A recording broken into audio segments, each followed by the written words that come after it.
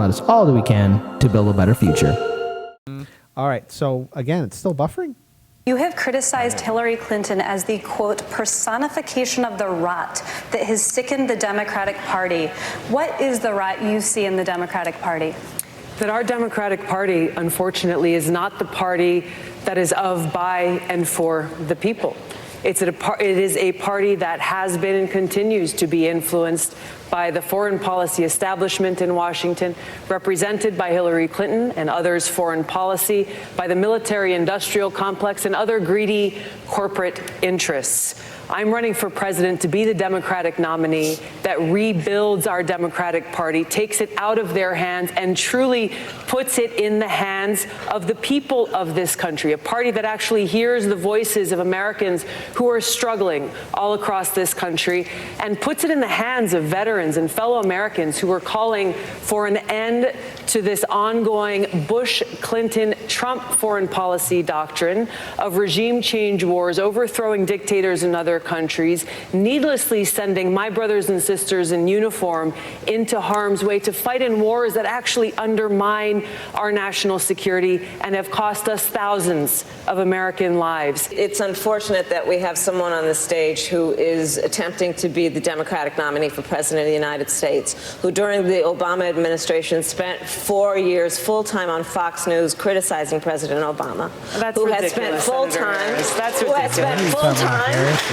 criticizing people on this stage as affiliated with the Democratic Party. And soon after when Donald this Trump debate, was elected, Tulsi Gabbard not did even 4 years backwards sworn in, of Russian interference. buddied up and to now we Steve all know. Bannon to get a meeting with Donald Amazing Trump how in that the Trump works. Tower, fails to call a war criminal by what he is as a war criminal, and then spends full time during the course of this campaign, again, criticizing the Democratic Party. Guess who was the last woman candidate in the primary that the media doesn't want you to know? Continuing to traffic in lies and smears and innuendos because she cannot challenge the substance of the argument that I'm making, the leadership and the change that I'm seeking to bring in our foreign policy, which only makes me guess that she will, as president, continue the status quo, continue the Bush-Clinton-Trump foreign policy of regime change wars, which is deeply destructive. This is personal to me because I served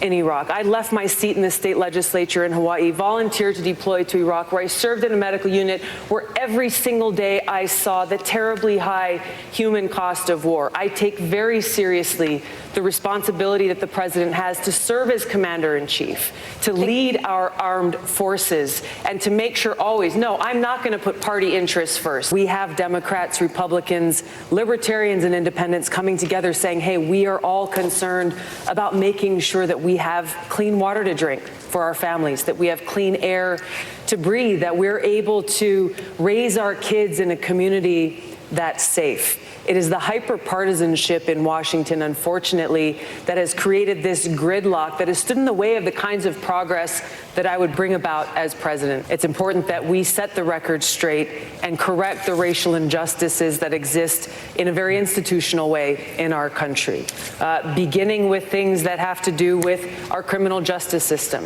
where predominantly the failed war on drugs that has been continuing to be waged in this country has disproportionately impacted people of color and people in poverty.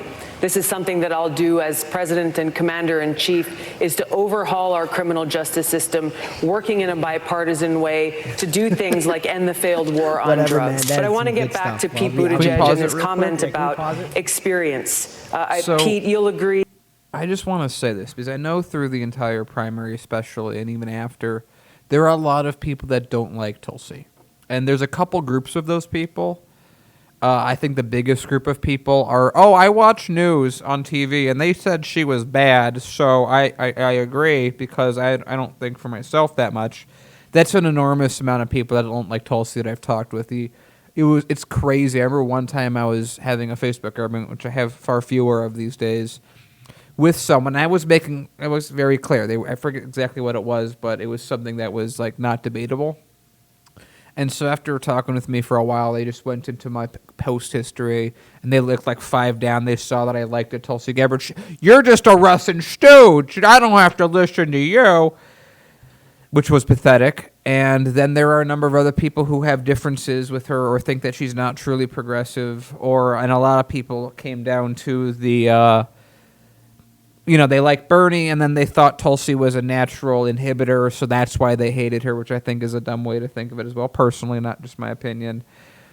But the reason I liked Tulsi and respected her is that I saw a human, the same way I saw with Bernie. Different human. But I still saw a human talking, not talking points memo. And, I talk about rules for rulers a lot. Tulsi consistently made moves that were detrimental to her politically. And I respected the hell out of that because she was saying what she felt and she was saying what she thought she was right. I actually care less about how much I agree with her.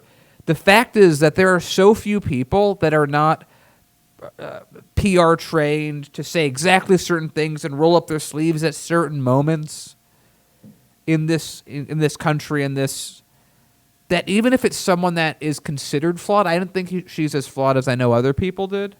But the fact that she was a real person who had real ideas that she had thought through and didn't have anyone else tell her what to say, regardless if they were wrong, put her high up in my books because America is just that screwed up.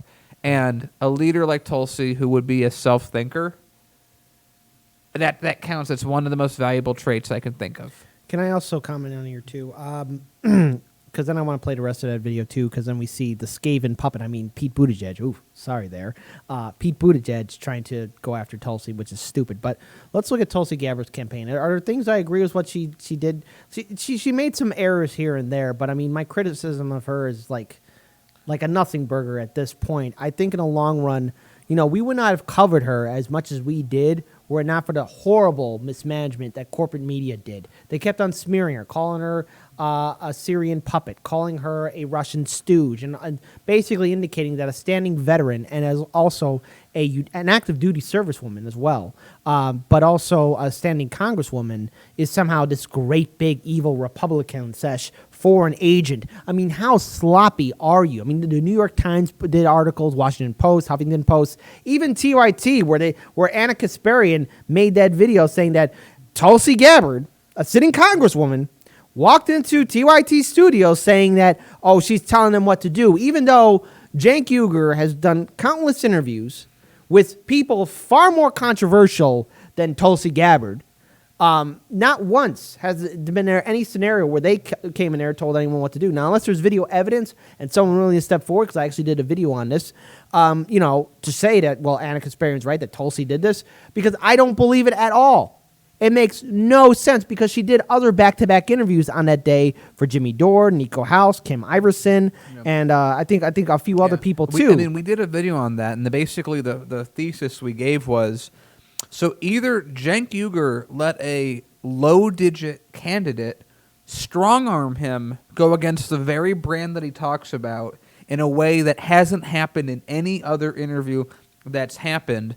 And we've heard from other people within TYT. Anna was glaring at them during their entire interview through and through. And again, so if Anna's statement is true, she's basically calling Cenk a cuck. Yeah. And again, what happened after that entire debacle happened? And 1 week later, they did a second interview that was much happier without Anna. So we did a whole video. It was actually one of our larger videos that we did breaking this down on Anna's statement. And we're like, look, if we don't trust either side, the truth is that Tulsi Gabbard made a huge amount of enemies by doing the run, by backing Bernie in 2016.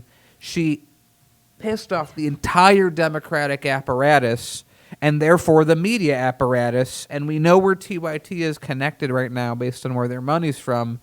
So our video was basically saying what's more likely, that everything Cenk has ever said about how he does interviews is false, that he let a small candidate walk all over him and then had it happen again, something I've not seen before either, in an interview that had many issues, that had many mistakes, or that Tulsi Gabbard or that Anna was just jealous, making it up, being a prima donna, maybe didn't like something that Tulsi said.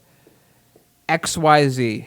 And this is why whenever I hear people say that they don't like Tulsi Gabbard, my default thought that pops up is, yeah, probably because you're reading what other people are saying and haven't actually followed what she's done. It was a huge part of our primary coverage. Can you imagine? Can you imagine Yeah. how perhaps candidates like Kamala Harris or Cory Booker or Beto O'Rourke or even Elizabeth Warren, how much they would profit or either that use as a talking point that their supporters' likes for their tweets are being removed? See, I have to daily constantly like Tulsi Gabbard's tweets that she did way back in 2019. It's almost like a daily routine at this point, because when she called out Hillary Clinton as being the queen of warmongers, everyone I've seen my like constantly getting scrubbed away, and I keep on commenting on that Right. tweet like, hey, I keep on liking it. But can we play the rest of that video too? Yeah, but even before we do, again, my point is still, you don't have to agree with her policies. You don't have to agree with her choices. It's sort of irrelevant. She's a person that made enemies that are my enemies. She's a person who thought the way that this town works isn't right, and I'm going to say so even if it hurts me politically. That's not someone who has political ambition. That's someone who's pissed and wants something to change, and that's someone that was a medic that saw every day people die, people be wounded, friend, foe, neutral, and realized at some point in that experience, we're here for money and nothing else. Right. And again, it's like just like what we talked about with Bernie earlier. You don't have to agree with her to see that she was an independent person, which again, in America is just a dying breed. It might even be dead.